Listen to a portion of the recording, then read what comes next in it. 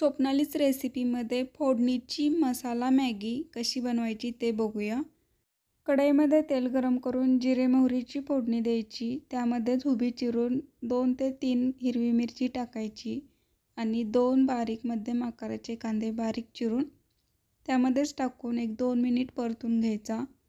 कांदा चांगला सोनेरी रंग आला कांद्याला की त्यामध्येच टोमॅटो टाकायचं। टोमॅटोही चांगलं परतून घ्यायचं। टोमॅटो चांगलं मऊ झालं की त्यामध्येच हिरवा वाटाणा टाकून चांगलं परतून घ्यायचं।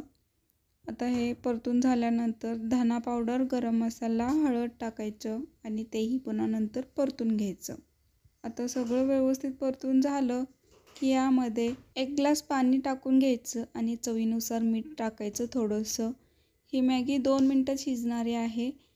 आता आपल्या इकडे उकळ आली आहे। उकळ आल्यानंतर ही आपण घेतलेली मॅगी यामध्ये टाकूयात आणि एक थोड्या वेळाने आपण असं परतून घेऊया, म्हणजे याच्या कडा लगेचच मोकळ्या होतील गरम पाण्यामुळे। आता यामध्ये मॅगी मसाला टाकायचं आणि झाकून ठेवून 1-2 मिनटं शिजवून घ्यायची। तर तुम्ही बघू शकता मॅगी आपली पूर्णपणे शिजूनही तयार आहे। अवघ्या 2 मिनटात शिजणारी ही आपली मसाला मॅगी तयार आहे। तर तुम्हाला कशी वाटली माझी आजची ही रेसिपी? कमेंट करा, लाईक करा, शेअर करा आणि जे लोक या चॅनलवर नवीन आहेत त्यांनी स्वप्नालीच रेसिपी या चॅनलला सबस्क्राईब करा।